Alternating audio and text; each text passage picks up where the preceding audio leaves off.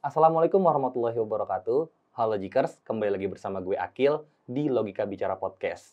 Pada episode kali ini spesial banget nih, karena kita kedatangan dua tamu spesial. Yang pertama yaitu bulan Ramadan, karena di bulan Ramadan di mana kita akan diberikan pahala yang berlipat ganda apabila kita berbuat kebaikan. Dan yang kedua, kita kedatangan Ustadz Raden Teddy Maulana, a.k.a. Ustadz Ute, yang dimana kita akan membahas tentang kuantum Islam. Apa sih kuantum Islam? Tanpa berlama-lama lagi, kita sambut saja Ustadz Ute. Assalamualaikum Ustadz. Waalaikumsalam warahmatullahi wabarakatuh. Sebelumnya bagaimana nih Ustadz kabarnya Ustadz? Alhamdulillah sehat, segar, bugar, berlimpah. Amin. Amin, Masya Allah. Sebelumnya Ustadz, sebelum masuk ke Iya. kuantum Islam, mau tanya dulu, Iya. kesibukannya apa sih Ustadz? Siap. Bismillahirrahmanirrahim. Allahumma sholli ala Sayyidina Muhammad wa ala ali Sayyidina Muhammad. Saya pertama kali mengucapkan terima kasih ya Iya, kepada sama-sama. podcast Logika Logika Bicara yang sudah memberikan kesempatan kepada kami untuk hadir di tempat ini untuk Alhamdulillah. berbagi pengalaman. Yes. Ya, jadi apapun yang saya ucapkan ini bukan untuk mengajari, mentausiahi atau menceramahi, hanya bagi pengalaman aja. Oke. Karena kita sama-sama murid nih Siap. di sekolah yang namanya sekolah kehidupan. Iya. Kalau ada yang baik diambil, Betul. yang buruk tinggalkan. Iya. Iya. Untuk kesibukan sendiri, alhamdulillah masih keliling-keliling terus ya, diberi kesempatan sama Allah di instansi-instansi, sekolah-sekolah, di travel-travel umroh dan haji, itu untuk memberikan pencerahan, berbagai macam training, Oke. dari mulai public speaking, training tentang tool leader, training tentang manajemen, training team leader, macam-macam deh temanya. Oke, berarti sebagai trainer ya Ustadz? Sebagai ya? trainer, alhamdulillah. Berarti udah ini banget nih, udah biasa, maksudnya udah sering banget nih naik haji atau umroh Ustadz? Kalau itu alhamdulillah atas nikmat yang Allah berikan, saya Masya bersyukur Allah. ya. Terus dari tahun 93 saya sudah seperti ini, alhamdulillah. Alhamdulillah. Jadi senang aja gitu melakukan hal ini dengan atas dasar supaya bisa banyak kebermanfaatan Masya untuk banyak manusia. Kan Mm-mm. ada ininya Ustadz, Mm-mm. al-insanu yanfa'u linnas. Iya, betul. Khairunas Oh, anfa'uhum linnas. Masya Allah. Maaf loh jika kalau misalnya ada salah-salah. Oke, Ustadz Ute, sebelumnya apa sih itu kuantum Islam? Karena kepo banget, karena masih belum familiar nih tentang kuantum Islam. Betul, saya cerita sedikit ya logika saya tentang kuantum Islam ini memang adalah hasil riset pribadi saya selama beberapa tahun ini. Jadi kan selama ini kan kita beragama itu diajarkan lebih banyak ke ritualnya kan. Oke. Iya, tapi masih sedikit informasi yang kita terima lebih ke pemaknaan dan reason why besar kenapa kita melakukan ibadah-ibadah tersebut. Oke. Kenapa kita sholat, kenapa kita harus mengeluarkan zakat, harus bagaimana melaksanakan bulan puasa ini dengan rasa kan gitu Iya. kan. Tidak hanya ngikut-ngikut aja nih, karena kita kan udah dewasa, udah bukan anak kecil lagi kan yang Betul. cuma ngikut-ngikut puasa gitu kan. Nanti di tengah-tengah hari ngeluh gitu, lapar-lapar. Oke. Jadi harus upgrade lah gitu. Oke, siap. Makanya insya Allah kuantum Islam ini diambil dari salah satu bidang ilmu fisika ya, namanya ilmu kuantum. Oke. Jadi ilmu kuantum itu ilmu yang mempelajari tentang pergerakan energi di area hampa. Jadi kalau kita tahu nih, ini fisik nih ya, kayak meja, cangkir, termasuk di kita kan fisik ya. Di dalam selama ini kan teorinya kan di dalam diri kita ini setiap ada yang berbentuk materi, Iya. itu ada atom, proton, neutron kan, Oke, elektron iya, kan. iya, iya. Nah, itu kalau dibelah lagi, dibelah terus lama-lama hampa. Oke. Jadi benda apapun kalau dibelah terus, yaitu lama-lama dia ada hampa, kosong. Tapi bukan berarti kosong itu nggak ada isi. Ternyata di kekosongan itu ada energi yang bergerak di situ. Oke. Iya, di imateri itu, ya kan?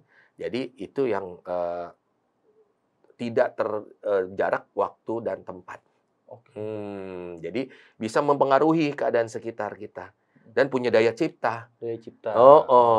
Gitu. Jadi Kun fayakunnya terjadinya di Masya situ. Allah. Itu. Nah, terus kenapa Islam saya sandingkan dengan Islam?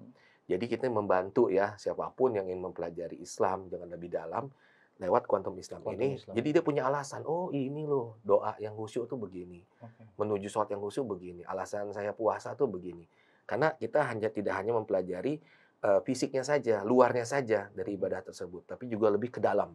Gitu. Maknaan lebih dalamnya Lebih dalam apa? lagi sehingga ketika kita melakukan ibadah bermakna, Berarti berbobot. esensinya apa sih? Iya, Gitu ya? karena beda orang yang menjalankan ibadah Iya. karena disuruh, Oke, iya, iya, iya. karena diperintah, karena Betul. kebudayaan, Betul, tradisi, betul. sama yang benar-benar merasakan butuh. Oke. Nah, kuantum Islam ini memandu kita ya untuk supaya kita sampai pada tahap kita nih butuh. Oke. Ya, sholatnya bukan keharusan, Tapi emang bukan kewajiban, emang kebutuhan.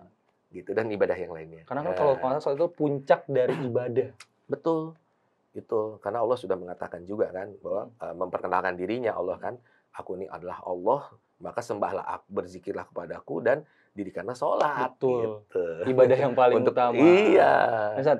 Hmm. Oke, terima kasih Sat sebelumnya, Sat. Hmm. Jadi kan saya Gen Z nih, Sat ya. Siap. Siap. Saya milenial. Enggak juga, Deng. Sebelum milenial. Jangan bahas umur deh, Sat. Ya, jangan. Sensitif soalnya, sensitif Iya, iya, banget iya. ya. Nih, Sat.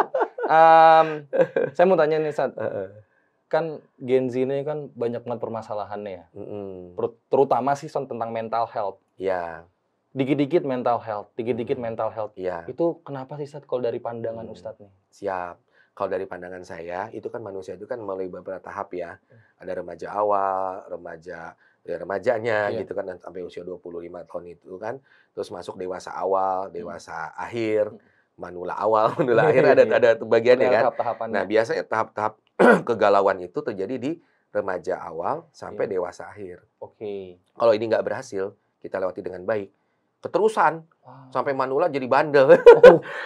Nakalnya tuh keterusan gitu loh. Sustainable. Iya, sustainable. Makanya harus selesai dengan dirinya sendiri itu. Kalau bisa di waktu muda itu udah selesai dengan segala pertanyaan-pertanyaan dalam dirinya itu. Oke. Nah, soalnya kan Gitu. banyak banget contoh kasusnya Ustadz Iya. nih di Gen Z.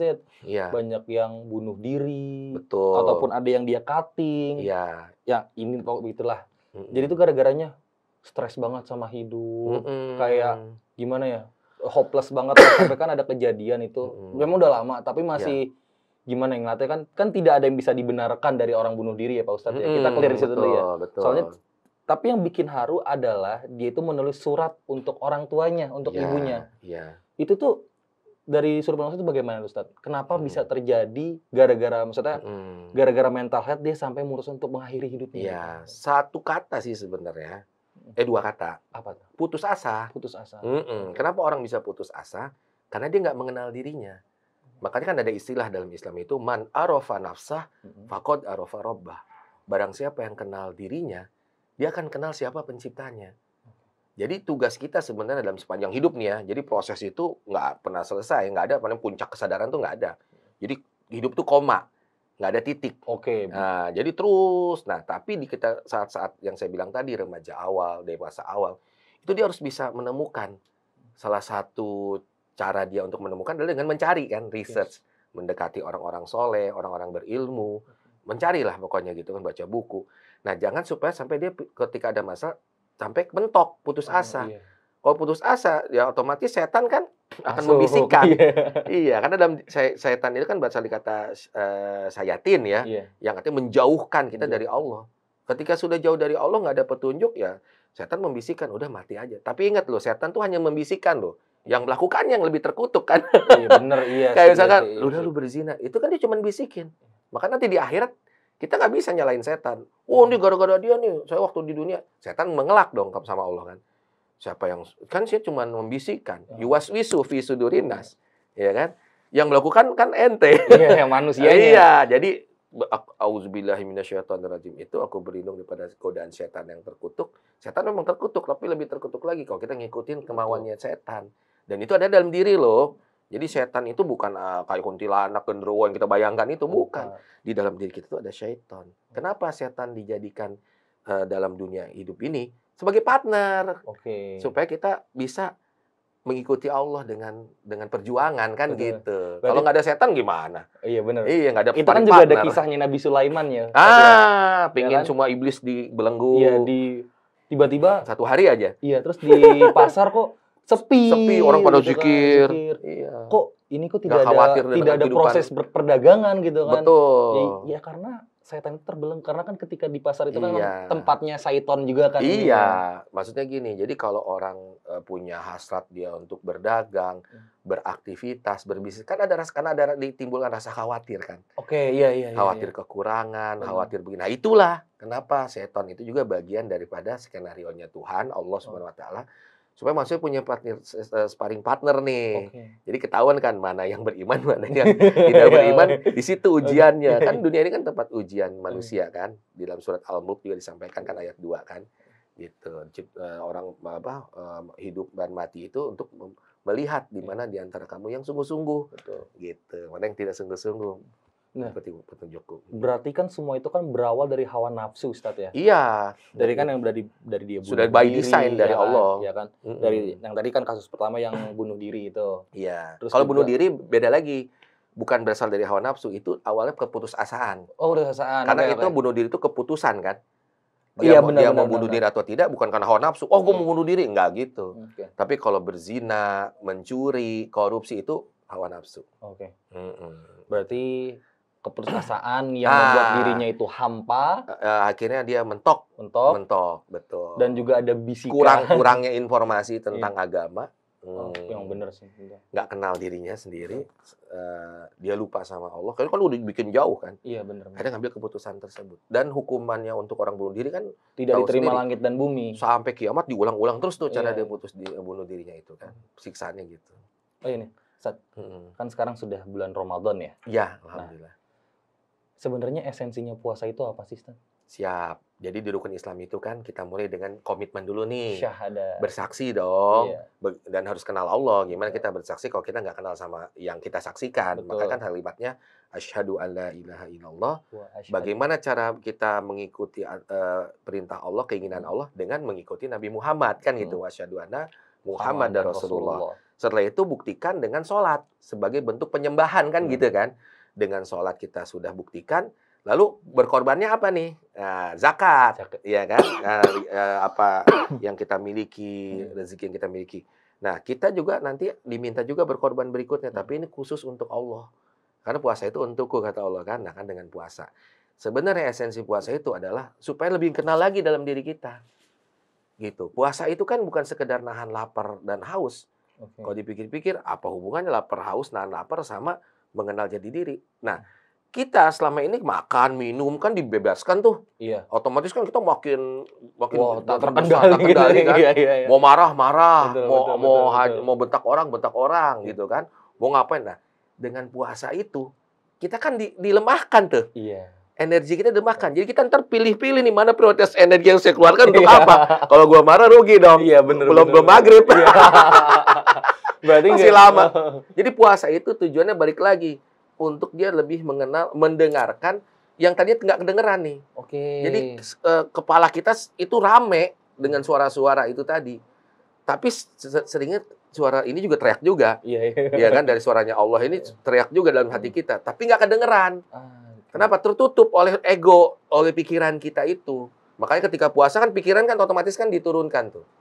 Yang maksud dengan setan terbelenggu itu setan dalam diri kita. Oke. Dibelenggu. Jadi pikiran kan lemah tuh. Ketika pikiran diistirahatkan, ya, maka ini yang terdengar.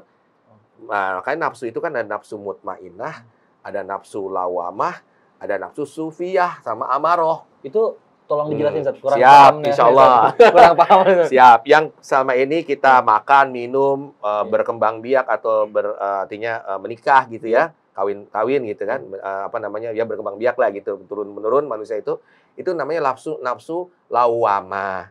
Kalau nggak ada nafsu lawamah repot dong Nggak kita. bisa punya keturunan. Nggak bisa turunan terus kurus kering, Kurus kita kering. kan mau makan nggak deh gitu Oke, kan. oke. Terus nafsu amarah Amarah. yang berlebihan Iya. gitu kan, yang tidak terkendali. Tapi penting juga nafsu amarah ketika agama kita dihina, ketika keluarga kita direndahkan, kita harus marah dong. Betul. Gitu kan. Membela, Tapi ya. pada tempatnya. Iya. Nah, terus ada lagi nafsu sufiyah. Sufia. Nah, itu narsis tuh. Maksudnya sih? Kasih narsis kita. Makanya lahir Facebook, Twitter kan untuk narsis. Oh, Menyalurkan oke, ke narsis oke. Untuk foto-foto. Oke. Itu sufiyah itu artinya apa? Eksistensi diri. Oke. Nafsu sufiyah itu. Jadi kita suka mengeksistensi diri, pasang status. Oh, Pengen dilihat orang aktivitas kita. Itu nafsu sufiyah. Ada plusnya, ada minusnya. Plusnya orang jadi kenal kita kan. Iya. Nah, tapi minusnya kalau berlebihan juga nggak bagus juga. Bisa Akhirnya jariah juga kan. iya, betul. Seakan-akan mengagungkan diri sendiri nggak bagus juga. Nah, ada nafsu namanya mutmainnah. Apa itu nafsu mutmainnah? Dimasukkan juga ke dalam dada kita. Nafsu untuk bersyukur. Kita kan sering tuh abis terima hadiah dari orang, kadang mau ngucap terima kasih, nggak usah lah, udah biasa, temen sendiri. Harusnya jangan ikutin dorongan dari dalam diri. Makasih ya. Ke orang tua deh coba deh. Pernah nggak kita sering ngucapin terima kasih kita? Jarang. Gengsi jarang banget. Gengsi itu, padahal nafsunya udah ngebisikin. Iya. Bilang dong makasih. Malu sama papa, sama mama. Kayak apaan aja gitu kan. Gengsi.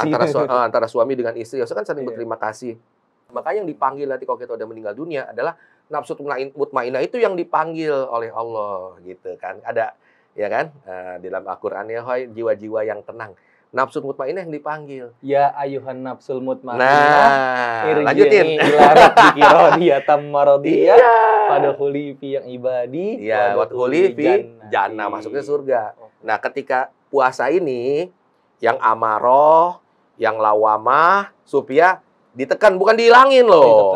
Dalam Islam itu nggak ada kita menghilangkan hawa nafsu, nggak boleh. Kalau kita menghilangkan hawa nafsu sama aja kita mematikan diri kita sebagai manusia. Nah, mutmainnahnya ini dinaikkan, makanya dibikin sibuk kan dalam bulan Ramadan ini kan. Ada sholat yang tidak ada di tempat di bulan lain, sholat berjamaah apa? Tarawih, sibuk kan? Habis tarawih tadarusnya ditingkatkan. Betul. Jadi sehingga konsentrasi kita, fokus kita tuh benar-benar nggak kepikiran tuh dengan kegiatan-kegiatan dunia yang selama ini menyibukkan kita. Selama ini kan kita sibuk dengan dunia kan? Benar. Nah, dengan bulan Ramadan ini dipaksa diri kita tuh sibuk dengan akhirat. Tapi hati-hati juga, kayak buka puasa bersama, kayak apa acara tuh, kadang suka sholat maghribnya lewat. Jangankan tarawih juga lewat. Makanya jangan hati-hati juga gitu. Tapi ini kan bukan tadi nggak boleh ya. Kan ngomongin buka puasa bersama nih, Ustaz. Bukber. Jadi sekarang kalau jadi ajang gengsi nih, Ustaz. Ya, itu berarti kan nafsu sufiahnya yang nonjol. Soalnya kan dilihat kan kayak jadi ajang pamer, kayak misalnya yang udah kerja ajang jabatan begitu kan. Betul. Misalnya kalau yang baru-baru lulus SMA gitu kan, pamer gue udah masuk PTN sini nih, gue udah masuk di kampus ini. Itu sufiah tuh yang saya bilang tadi, narsis. Tapi penting nggak itu? Ada pentingnya juga, ada manfaatnya juga. Cuman kalau berlebihan kan akhirnya menimbulkan minder. Coba bayangin deh, banyak juga anak-anak Gen Z sekarang yang nggak jadi apa-apa nih. Tapi dia suka ngeliat medsos juga jahat juga kadang ya. Bener. Begitu bangun tidur ngelihat orang kayaknya hidupnya enak, padahal tuh hidup di apa yang ditampilkan di medsos belum tentu yang sebenarnya. Tapi dia udah langsung minder kan. Iya benar. Aduh, gua begini, orang nyokap bokap gua begini. Aduh, hidup gua. Nah itu bisa bunuh diri tuh. Karena melihat orang lain tuh kayaknya hidupnya indah, hidup dia, sedangkan padahal hidup dia juga mungkin indah, cuman tidak seperti yang dia bayangkan. Emang gitu. Benar kata pepatah, Ustaz ya. Rumput tetangga tuh lebih indah. Dan itu terjadi. Sering banget terjadi. Iya, gitu. Dan itu kan terus ada sampai akhir zaman tuh ada. Makanya kayak bukan nggak boleh buka puasa bersama, tapi disisipi dengan ceramah agama. Jadi ngingetin kan ustadznya kan.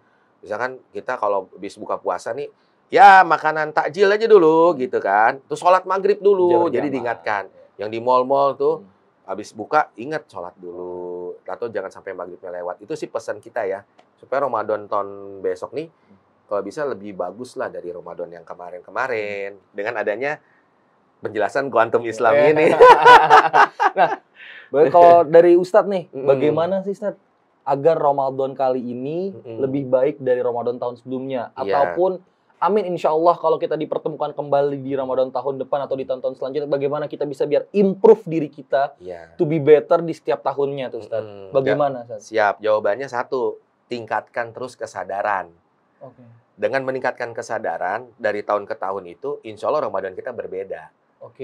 Jadi kesadaran itu harus ditingkatkan. Tahun kemarin kesadaran kita Ramadan seperti apa?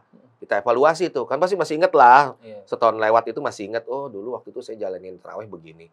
Males-malesan. Terus banyaknya di rumah gitu kan. Pokoknya banyak deh yang memori kita masih bisa kita panggil gitu kan. Tapi tahun ini berarti enggak dong. Karena kita tahu maknanya tarawih itu begini. Maknanya puasa sekarang udah berubah nih. Oh puasa tadi Pak Ute bilang kan. Untuk lebih mengenal diri kita sendiri. Memahami karakter kita. Oh berarti dengan puasa itu kita disuruh lebih mendengarkan suara dari hati ini. Lebih terdengar gitu. Ayo beramal. Ayo beribadah. Taat. Ini kalau keterusan setelah bulan puasa kan otomatis hidup kita berubah. Iya kan? Otomatis Iya. besok kita berubah. Nah, tahun depan lihat lebih baik lagi. Jadi jawabannya tingkatkan kesadaran. Berarti buat list ya Buat Ustadz ya? iya. Ada list. Ini kemarin tuh kayak kurang di sini. Kurang sini, sadar. sini. Dengan kesadaran baru, saya Iya. mau niat berubah. Makanya ibadah itu harus dipaksa dan harus ada alasan. Oke. Jadi nggak cuma maksa doang. Contoh kayak misalkan ibadah sholat subuh. Nggak bisa cuma maksa doang bangun pagi. Harus ada alasan kuat. Oh, dengan janji-janji Allah kan. Bahwa dunia dan seisinya itu nggak ada apa-apanya dibandingkan 2 rakaat sebelum subuh. Nah, itu kan jadi, wah, jadi semangat. Semuanya harus begitu. Seharusnya nggak cuma Gen Z aja, semua umat Islam ya. Jadi ketika melakukan sesuatu, terus ingat janji-janji Allah itu. Tapi bukan berarti kita pamrih, bukan. Tapi nggak ada masalah juga kan kalau kita seneng gitu kalau dibalas Allah dengan kebaikan-kebaikan. Cuma kita terus jadi bahagia, jadi senang, jadi fulfill gitu loh. Harus tahu juga apa ganjarannya, apa hukumannya kalau kita nggak melakukan ibadah. Itu yang mau kita membangun kesadaran itu. Berarti memang kesadaran dari diri sendiri ya? Iya, dan itu adanya di alam bawah sadar itu. Betul, betul. Maka di alam kuanta itu tadi kan, di energi kuanta yang tembus ruang dan waktu gitu. Jadi kalau kita sekarang berbuat baik nih, efeknya bisa sampai berpuluh-puluh kilometer ke kanan kiri kita. Gitu juga berbuat jahat kan gitu. Dan bisa mempengaruhi saudara kita di tempat lain juga begitu pengaruhnya. Bikin orang jadi terdorong juga untuk berbuat baik. Oke. Gitu. Nah, Ustadz, oke, makasih banget nih Ustadz ya. Jadi nih, Ustadz, kan saya juga sempat lihat tadi kan di awal sempat bilang ya, juga sebagai trainer umroh. Iya. Sempat dengar Umroh dan Ustadz haji. iya, punya travel nih. Kalau travel saya nggak punya, jujur ya. Jadi saya itu tidak memiliki salah satu perusahaan travel. Iya. Karena apa? Karena hubungan saya baik dengan beberapa owner travel di Indonesia. Begitu. Jadi ketika ada jamaah yang mau berangkat dengan saya, tinggal saya memilih nih, minta petunjuk istihad gitu ya, minta sama Allah petunjuk gitu. Saya mau berangkatkan dengan travel apa. Karena pada dasarnya semua travel bagus kok, nggak ada yang niatnya nelantarin jamaah. Cuman kita tinggal pilih yang cocok dengan harganya, fasilitasnya gitu. Jadi kita nggak punya travel. Mungkin bisa kasih tahu ke Logikers nih Ustadz Ute. Iya. Kemana kalau misalnya mau? Tinggal hubungin saya aja. Itu di mana tuh? Ada websitenya kah atau bagaimana? Ya, jadi kalau untuk boleh nomor telepon di boleh. Jadi tinggal hubungin saya aja. Nanti kita akan arahkan ke travel yang benar-benar memang ini ya, sesuai, amanah. 0852 82 100 888. Sebenarnya kalau secara kapasitas, secara pengetahuan bisa aja saya bikin travel. Tapi saya khawatir nanti ilmunya hanya untuk travel saya. Benar. Nggak rahmatan lil alamin kan. Ya, kalau sekarang kan saya kan bebas nih. Betul. Mau dipanggil travel A, sekarang besok di travel B, travel C. Rahmatan lil alamin. Karena lillahi ta'ala aja. Lillahi ta'ala. Karena di akhirat juga nggak ditanya kamu di travel mana. Tapi seberapa banyak kamu bermanfaat untuk manusia. Itu yang paling penting ya. Betul. Khairun nas Anfa'uhum linnas. Terima kasih sekali Ustadz Sama-sama hadir untuk hari ini. Iya. Oke, Logikers, sangat bermanfaat banget tadi sharing session lah ya dengan Ustadz Ute. Intinya di Ramadan tahun ini kita harus introspeksi diri lagi. Kira-kira apa sih yang kurang dari diri kita di tahun lalu agar di Ramadan tahun ini kita bisa menjadi lebih baik. Dan seketika di akhir Ramadan kita buat list nih biar nggak lupa di tahun selanjutnya. Semoga amin banget kita dipertemukan lagi di Ramadan tahun depan. Kita buat nih kira-kira tahun ini kurangnya apa ya agar bisa menjadi lebih baik di tahun-tahun selanjutnya.